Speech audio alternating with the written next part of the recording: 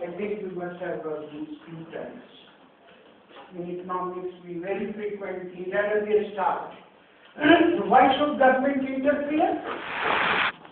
Why should government make expenditure? Our one argument in technical language, externalities. Because who gets the benefit, it is not very clear, so such expenditure must be met by the government. Externality. Why government? Because market fails. Market fails means you cannot determine with the forces of demand, supply and price. Now, suppose defense. If it is said you pay this much, then defense will be supplied. People will withdraw.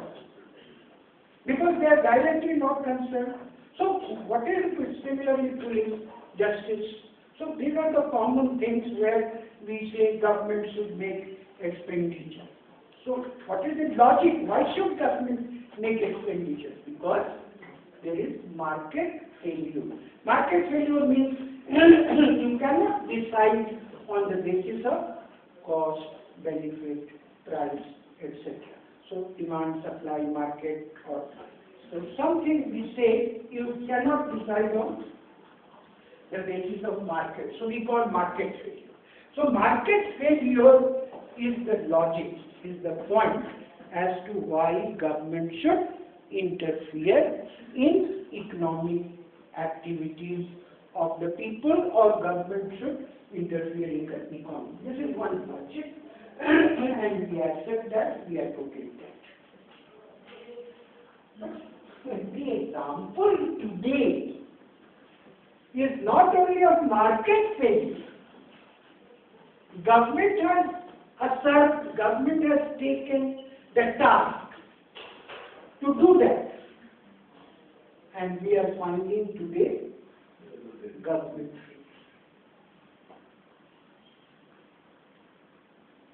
Now, you just try to understand government, where government fails. Again, the market things also working here. Special interest groups, lobbying, self-interest, principal agent problem. All these things make government failure. Further, what we use the term now, capture the estate. Have you heard this word? Capture.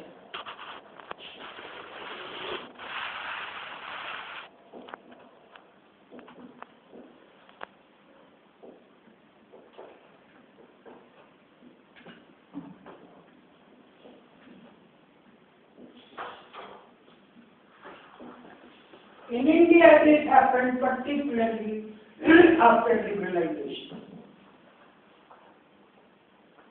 So many decisions are being taken to serve the interests of that particular group.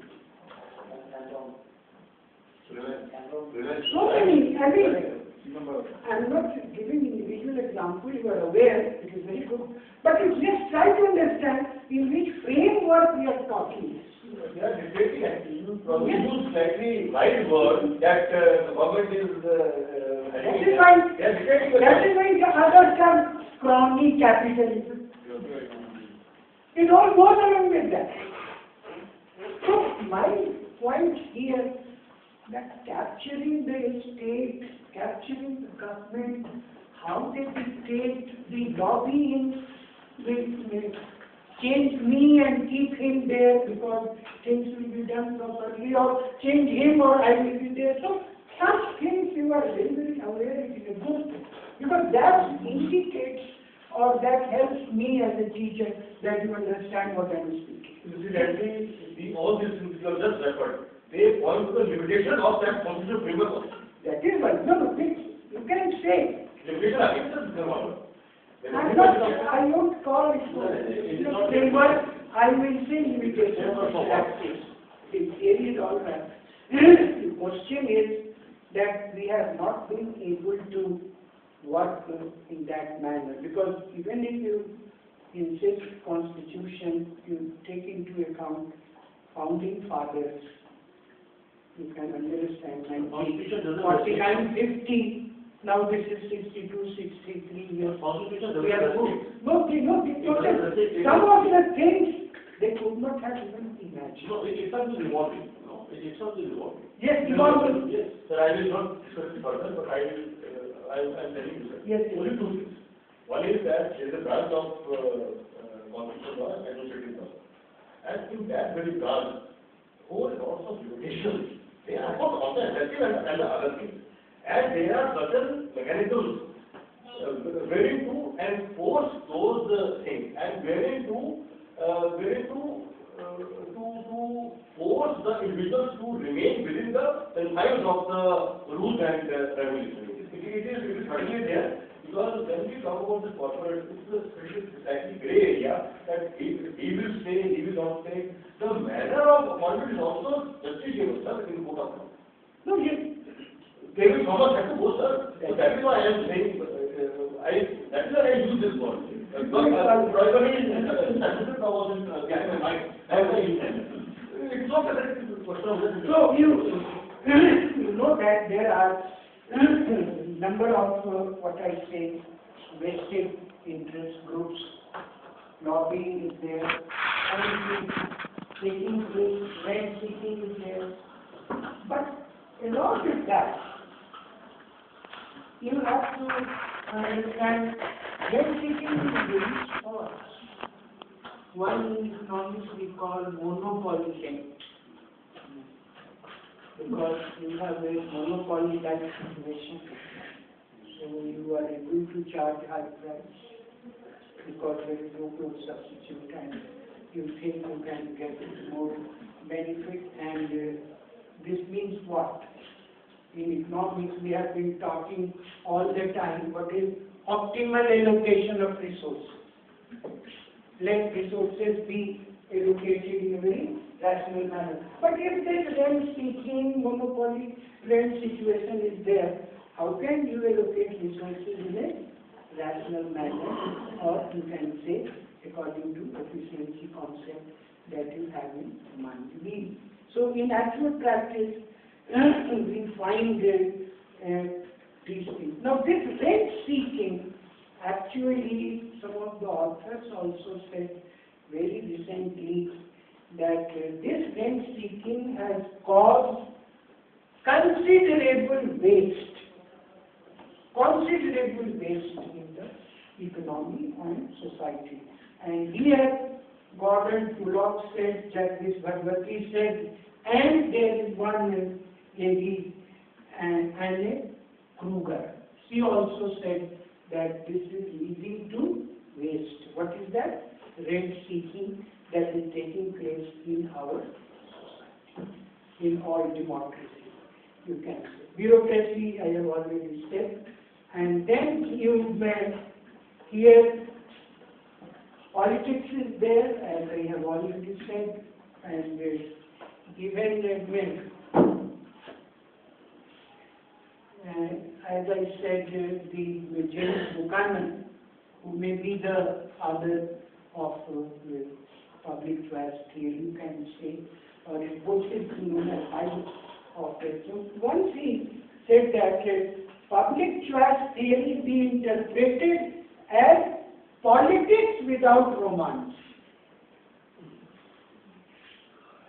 Politics without romance.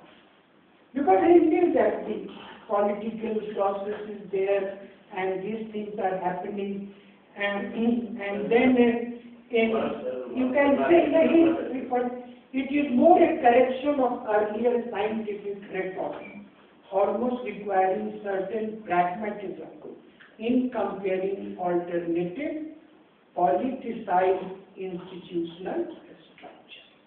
Because you cannot have that model. So he said you just think of the politics is involved and it will taking place and it will continue like this. Even some of the authors, they in a way criticize also. For example, Singh. Now, and he actually said here, and more broadly he qualified its use, public choice theory, when other information besides personal utility is given a weight in public judgment. Public judgment. Weight is given. So, you understand, when you say theory is fine, but you understand, try to.